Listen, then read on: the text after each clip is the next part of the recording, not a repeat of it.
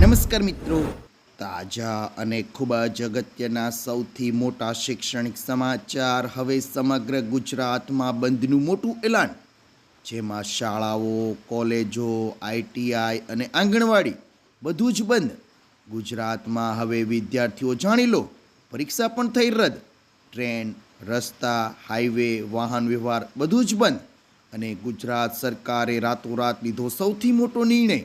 ગુજરાતમાં આવ્યું સંકટ અને મચી તબાહી જેવા સમાચાર જાણતા પહેલાં તમે જો ચેનલમાં નવા હો તો ખાસ મિત્રો આપણી ચેનલને ફટાફટ સબસ્ક્રાઈબ કરી લેજો, કારણ કે રોજના તાજા અને ઉપયોગી એવા શૈક્ષણિક સમાચાર આખો દિવસના સમયસર અમે તમને આપતા રહીશું. વિડીયો પસંદ આવે તો લાઈક કરી દેજો અને વધુને વધુ આપના મિત્રોને ઝડપથી શેર કરી દેજો.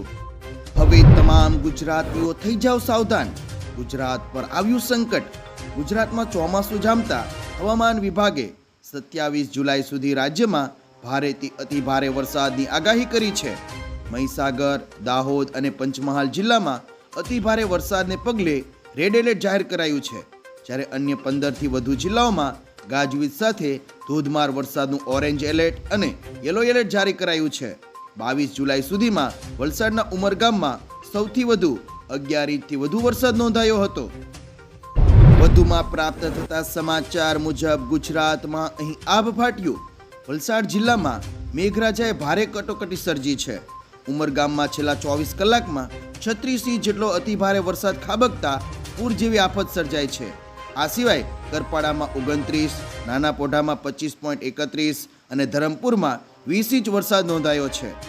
શહેરમાં નદીઓની જેમ પાણી વહી રહ્યા છે અને પાણીમાં ગાડીઓ ડૂબી ગઈ છે, જ્યાં ફસાયેલા લોકોનું બોટ દ્વારા રેસ્ક્યુ કરવામાં આવી રહ્યું છે. એટલું જ નહીં મિત્રો, પૂરે મચાવી તબાહી અને 300થી વધુ ઘરોમાં આવ્યા પાણી. દક્ષિણ ગુજરાતમાં ભારે વરસાદથી વલસાડમાં સ્થિતિ વધુ વિકટ બની છે. ઉપરવાસના ભારે વરસાદને કારણે ઔરંગા નદી ગાંડીતુર બનતા ચીપવાડા વિસ્તારમાં પૂરના પાણી ફરી વળ્યા હતા. 300થી વધુ ઘરોમાં 3 થી 6 ફૂટ જેટલા પાણી ભરાતા લોકો મુશ્કેલીમાં મુકાયા હતા. આ દરમિયાન 8 મહિનાની ગર્ભવતી મહિલા પરિવાર સાથે ઘરમાં ફસાઈ ગયા હતા. ફાયર બ્રિગેડની ટીમે રેસ્ક્યુ બોટની મદદથી સગર્ભા મહિલા સહિત પરિવારને હવે સુરક્ષિત રીતે બહાર કાઢ્યા હતા. આગળના સમાચાર તમને જણાવી દે મિત્રો કે દક્ષિણ ગુજરાતમાં ભારે વરસાદ અને પૂરની સ્થિતિને પગલે બચાવ કામગીરી પણ તેજ કરવામાં આવી છે. વલસાડમાં રેસ્ક્યુ ઓપરેશન માટે આર્મીના 70 જવાનો અને 5 બોટ મોકલવામાં આવી છે. આ ઉપરાંત એનડીઆરએફની 3 ટીમો ઉપરાંત વધુ 2 ટીમો પણ હવે તૈનાત કરાઈ છે, જેમાં દિલ્હીથી 2 ટીમો ગુજરાત પહોંચશે. એસડીઆરએફની 5 ટીમોને પણ વલસાડ મોકલવામાં આવી છે. તંત્ર દ્વારા અસરગ્રસ્ત વિસ્તારોમાં બચાવ કામગીરી હાથ ધરાઈ છે. ત્યારબાદ ટ્રેનમાં મુસાફરી કરતા લોકો માટે આવ્યા મહત્વના સમાચાર. વલસાડ વાપીમાં ભારે વરસાદને પગલે મુંબઈ અમદાવાદ વચ્ચેનો ટ્રેન વ્યવહાર ખોરવાયો છે. ટ્રેનો રદ થતાં વડોદરા સ્ટેશન પર મુસાફરોની ભારે ભીડ અને અફરાતફરીનો માહોલ સર્જાયો છે.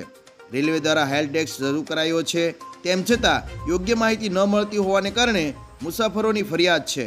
ટિકિટના નાણાં પરત મેળવવા તેમજ મુસાફરોને અનેક બીજી મુશ્કેલીઓ પડી રહી છે. અગત્યના શૈક્ષણિક સમાચાર અને ગુજરાતમાં અહીં શાળાઓમાં રજા કરાઈ જાહેર. દક્ષિણ ગુજરાતમાં ભારે વરસાદની આગાહીના પગલે વલસાડ અને નવસારી જિલ્લામાં આજે શાળાઓમાં રજા જાહેર કરવામાં આવી છે. જિલ્લા વહીવટી તંત્ર દ્વારા આ મોટો નિર્ણય કરવામાં આવ્યો છે.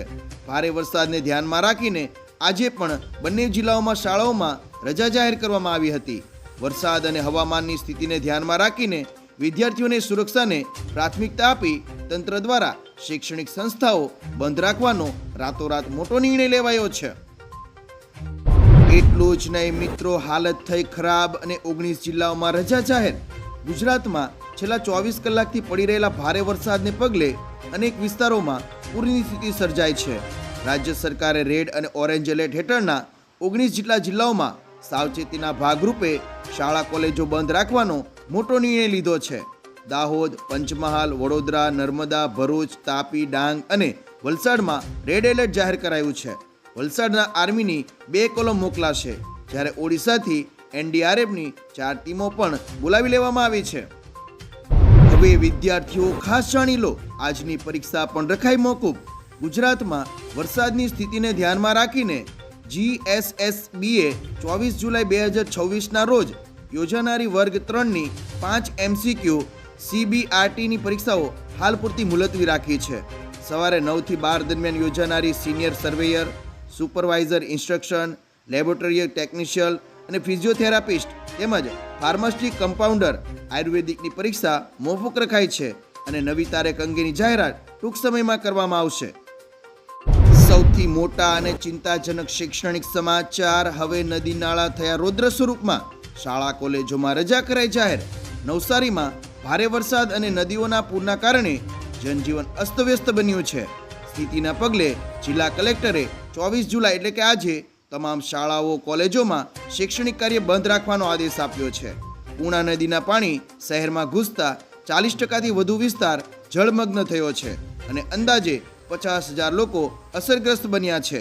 કાવેરી નદીના પૂરને કારણે મુખ્ય માર્ગ બંધ થયા છે અને 5 ગામો તો સંપર્ક વિહોણા બન્યા છે.